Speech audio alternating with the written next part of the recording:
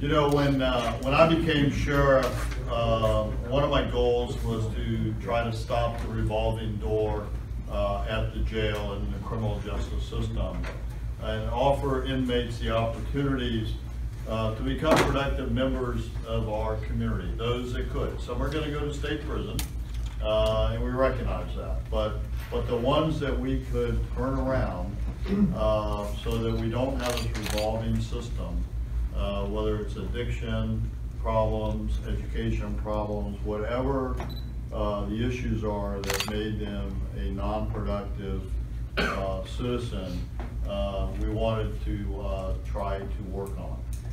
So I asked our Inmate Services Director, Becky Quintera, to create STRIDE.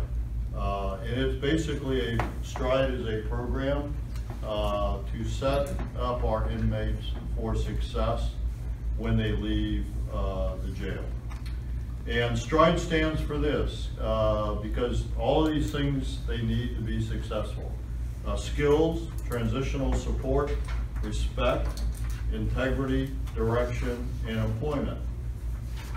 And as a result, we provide a multitude of programs in our facility that frankly were not available before, such as, and the different partners will talk more about this, but one of the things that we discovered is that many of our lower risk inmates, even some of the higher risk ones, they didn't have a birth certificate.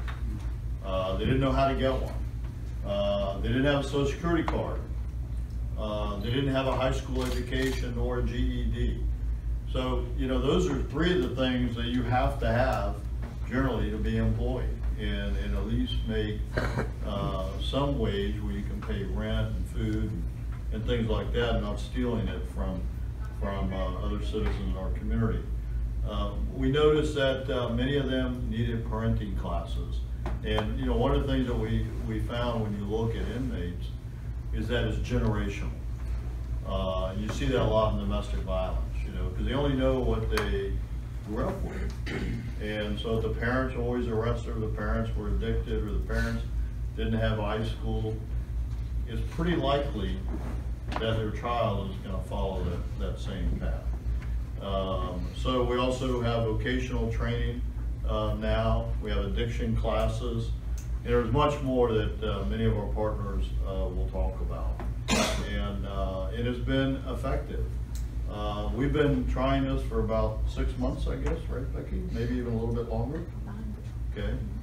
390 inmates have gone through STRIDE so far to put them on the road to success. And I can't thank our partners, and you're going to hear more about that. We could not do this without the community stepping in and our service partner providers. So I want to personally say thank you, and I'm sure that, you know, years down the road we're going to be able to look back at this and say we've really made an impact in some people's lives. And that's the goal here, is to get them the tools that they need so that they can strive to success. So with that, I'm going to turn it over to Director Quintera, who will lead it from here and tell you a little bit more about it. First of all, thank you for everyone coming out. It's amazing how many people were able to come today. I just want to briefly tell those of you who you know, have never been to a STRIDE orientation meeting, kind of what we do every Thursday. And usually we either see the women or the men every week, and and I have a couple of these little forms are laying around that you could look at, and it's basically a form that asks, you know, do you have your birth certificate? You know, what kind of needs do you have? Do you have a high school diploma? We review the programs, the entire program schedule for the jail, and just basically provide some hope that and reinforce the fact that, you know, we're there to help. Usually at those meetings, the chaplain is there, and I'll let him talk a little bit about the services that he offers. Stuart Marchman is there every week, and then a representative from Flagler Technical Institute is also there to talk about follow-up with GED and with vocational programs. All of them meet with me before they leave the room that day, and We just talk about their goals, challenges. If housing is an issue, we contact Chris, who will talk a little bit in a minute, about linking them with some housing. They're provided with this reentry packet, and there's a couple of those laying around. And the most important part of this is the not preparing is planning to fail, and we just stress that in that meeting the entire time, that you got to have a plan when you leave in order to be successful.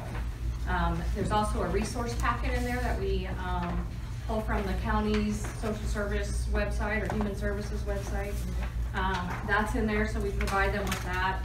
And based on their needs, we'll circle the certain agencies that we think that they need to do. But our goal is to send people out and set them up for success and getting a job.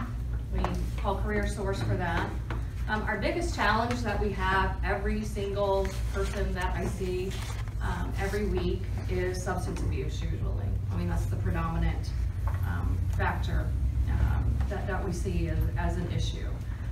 Pastor Solano has been coming in for, I think, since March of last year, March of last year, and bringing in the open door ministry. And then we also have AA and NA, and we hook them up with those people. I'm constantly hearing success stories about people who followed up and gone to meetings after they leave. The first thing I wanted to do, though, is introduce Jason Gardner, who is one of our... Jason Gardner, folks. I apologize, I'm not too used to speaking like this. I was a resident of this facility. Had never been to Flagler County before. Was arrested 45 minutes in town. Good job.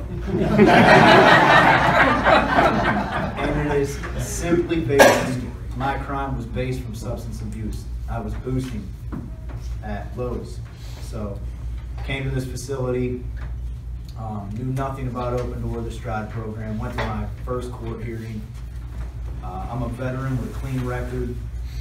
I think my crime totaled maybe $500, and they tried to slap me with 3 years probation, 3 years paper. Now, I would have been part of the revolving door had I accepted that. 3 years probation for anybody, they're gonna get hemmed up, they're gonna trip up.